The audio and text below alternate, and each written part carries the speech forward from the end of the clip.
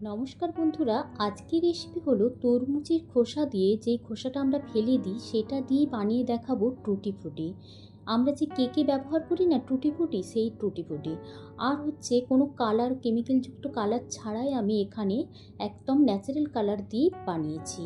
প্রথমে আমি তরমুজটাকে অর্ধেক করে কেটে নিয়েছি, এরপরে আমি তরমুজের লাল অংশটাকে কেটে নেব। কারণ লাল অংশটায় আমরা শরবত বানিয়েও খেতে পারি, আর এমনিও আমরা খেতে পারি তরমুজের লাল অংশটাকে। আমি শুধু বানিয়ে দেখাবো যে কিভাবে আমরা ওই খোসাটা দিয়ে হবে টুটি ফ্রুটি। সেই জন্যই যে লাল অংশটা আমি কেটে দিয়ে দিচ্ছি, কেটে নিয়ে এটা আমি আলাদা রেখে দিচ্ছি। রেখে দিয়ে আমি দেখাচ্ছি যে ওই যে খোসাটা আছে না, ওই খোসাটা কী করে আমরা রান্না করব। এখন আমি তরমুজের এই সবুজ খোসাটা, মানে খোসাটাকে একদম ছাড়িয়ে পরিষ্কার করে একবারে ধুয়ে নিয়েছি। এরপরে আমি কেটে দেখাবো কিভাবে এটা কাটবো। এখানে আমি প্রথমে ঝিরিঝিরি করে কেটে নিয়েছি লম্বা করে, এরপরে ছোট ছোট চৌকো করে করে কাটবো। তবে এই কাটাটা আপনারা আরও ছোটও কাটতে পারেন। আমি এখানে একটু মাঝারি সাইজ কেটেছি, কারণ এগুলো সেদ্ধ করে শুকনো করে নিলে আবার ছোট হয়ে যায় একটু।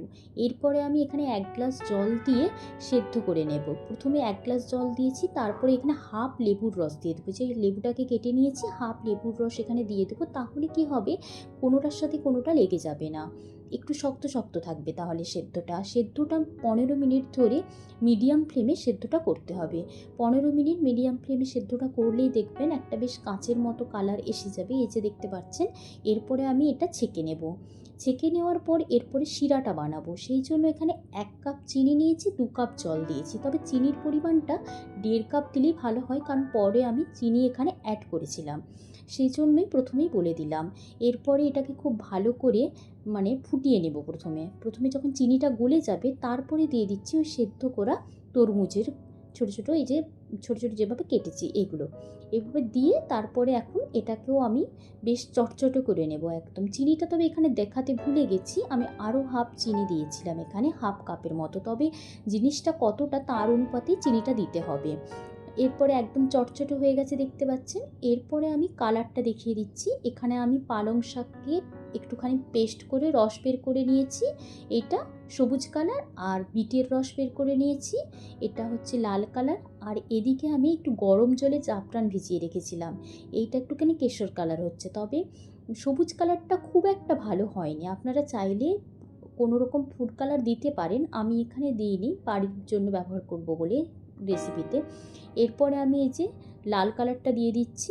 তবে লাল কালারটা খুব সুন্দর হয়েছে, আর কেশর কালারটাও খুব সুন্দর হয়েছে, কিন্তু সবুজ কালারটা একটু হালকা সে পেস্তা কালারের মতো হয়ে গেছে, এটা পুরোপুরি ডিপ সবুজ হয়নি।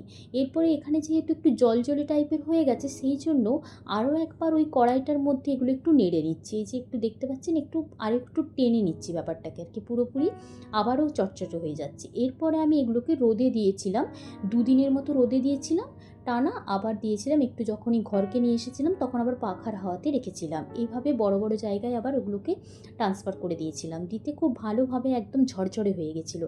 দেখতে পাচ্ছেন টুটি ফুটিগুলো একদম খুব সুন্দর হয়েছে বন্ধুরা, একদম দারুণ হয়েছে। একদম দোকানের কেনা টুটি ফুটির মতোই খেতেও লাগছে। খুবই সুন্দর একটা রেসিপি বন্ধুরা। রেসিপিটার যদি কালারগুলো সবগুলোই ভালো এসেছে, তবে একটুখানি সবুজ কালারটা একটু পেস্তা কালার হয়ে গেছে। তবে আপনারা চাইলে বাইরের ফুড কালার ইউজ করতেই পারেন, সেক্ষেত্রে একদমই দোকানের মতো দেখতে হবে। বন্ধুরা, যদি রেসিপিটা আপনাদের ভালো লেগে থাকে তাহলে কিন্তু লাইক কমেন্ট করে জানাবেন, আর চ্যানেলটিকে সাবস্ক্রাইব করার অনুরোধ রইল। চ্যানেলটিকে সাবস্ক্রাইব করে দেওয়ার পর পাশে থাকা বেল আইকনটা প্রেস করে দেবেন। ধন্যবাদ বন্ধুরা।